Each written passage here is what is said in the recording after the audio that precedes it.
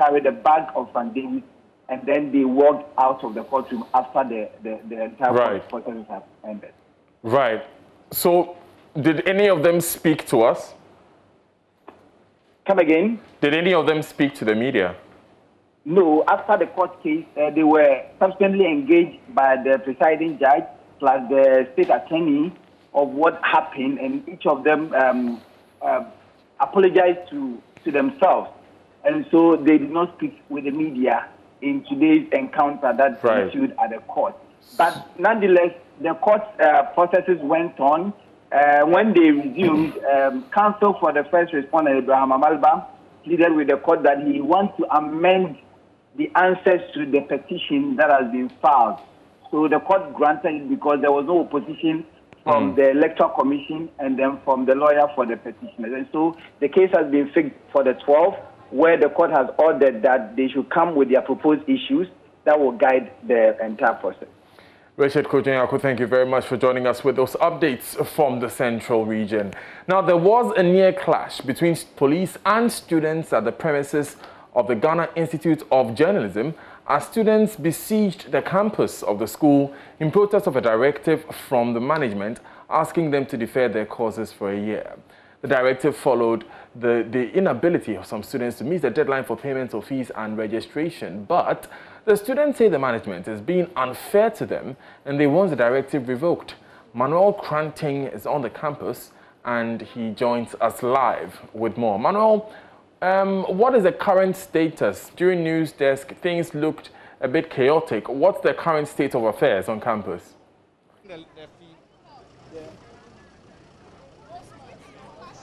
Right, Manuel, can you hear me? Right, Manuel, can you hear me? Hello, Control, please, you see.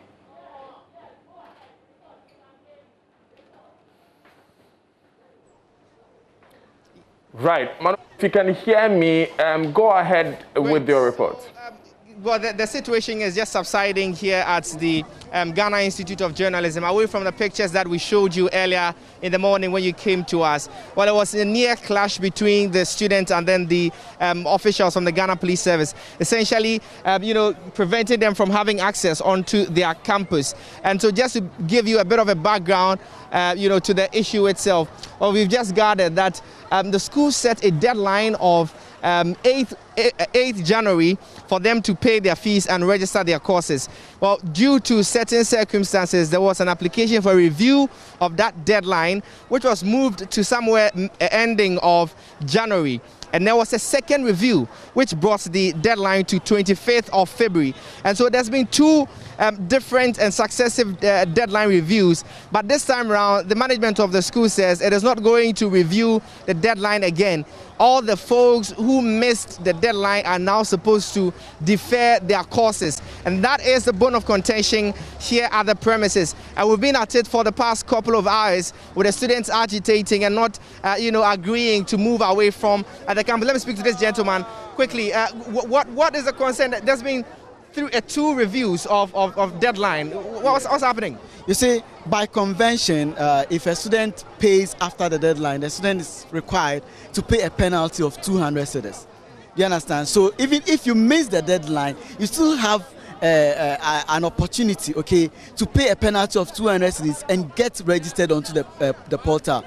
And these students have been following up on this from 26th of February until yesterday, when this directives came out that they should defer, and which is so unconventional. It's so unconventional. It's not happened before. But did you put your grievances to the management? We sent a petition to management yesterday. We've not heard any reply from them. As we speak, we have three of our colleagues in a meeting. We have three of our colleagues in a meeting with management. We are waiting for the outcome. Then, after that, we'll know what to do next. Great. Thank you very much. Well, so there's a meeting that's currently ongoing. I'll just bring in this gentleman who is actually having to defer for the second time. This gentleman, missed the deadline for the first time and went away from the school, came back this year, and is having to defer again. Tell us, you've missed it before. How are you missing it again? I just don't even know what to say at this point in time, because last year I was supposed to join my colleagues and then graduate, but because of these same financial constraints, we weren't able to do. register. And now that we deferred willingly, we have come back saying that we want to continue the course. They are telling us to defer because of late registration.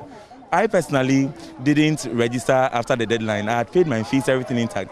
But selection of the courses to make sure I had everything intact was the problem.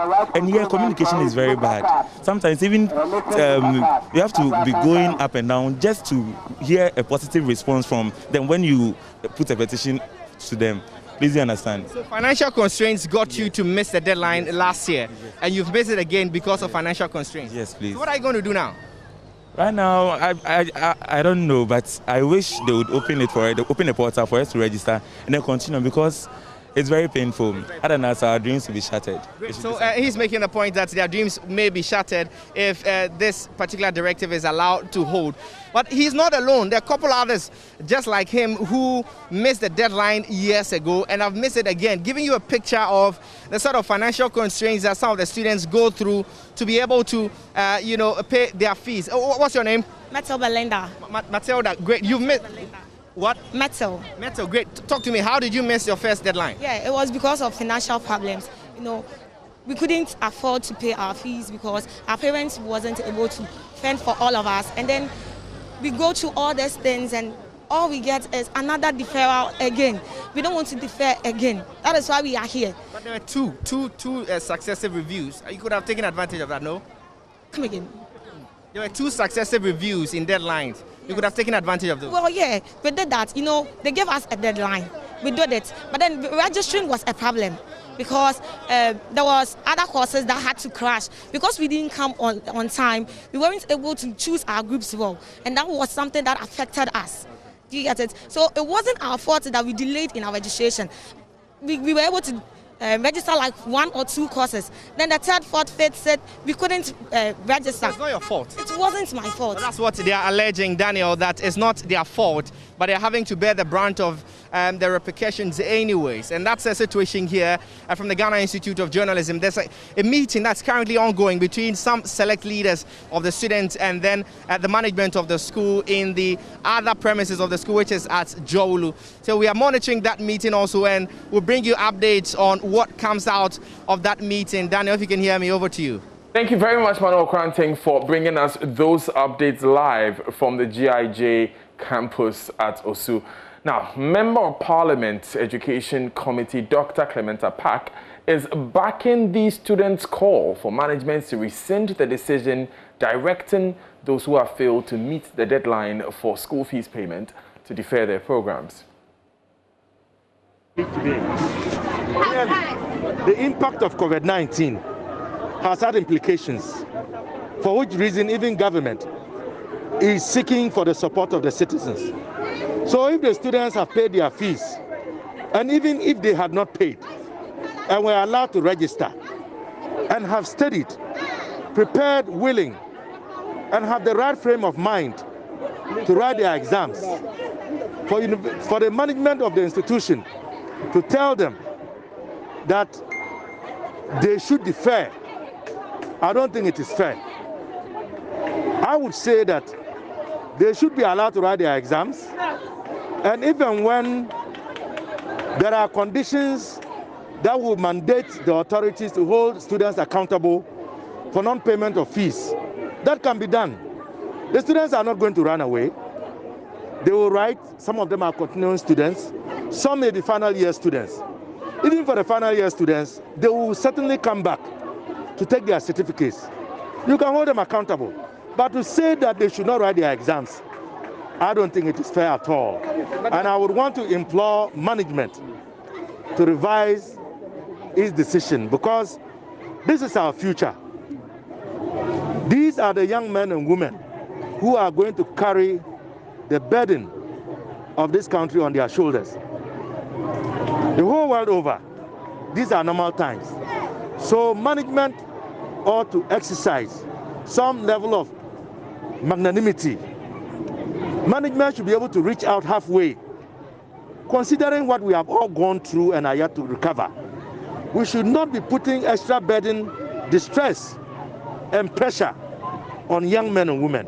Look, the country is teetering on a crisis. Young men and women need sanity. Exactly. They have done well till today. We should not pile up any more pressure on them.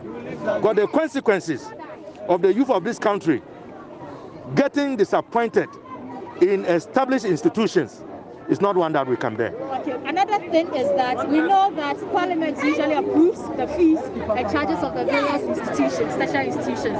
As we speak, for an institution like the Ghana Institute of Journalism, they have increased their fees without parliamentary approval, and students have been forced to pay. Is this something the Education Committee of the House is looking at dealing with? Well, I'm a member of the Education Committee of Parliament. I'm the deputy ranking member, and indeed, it is illegal for any institution to increase the fees of students without first getting the approval of Parliament. And I can tell you that all of these matters would certainly come to the committee and we will address them. But what I want to say is that it is illegal for any institution to increase the fees of students without getting parliamentary approval.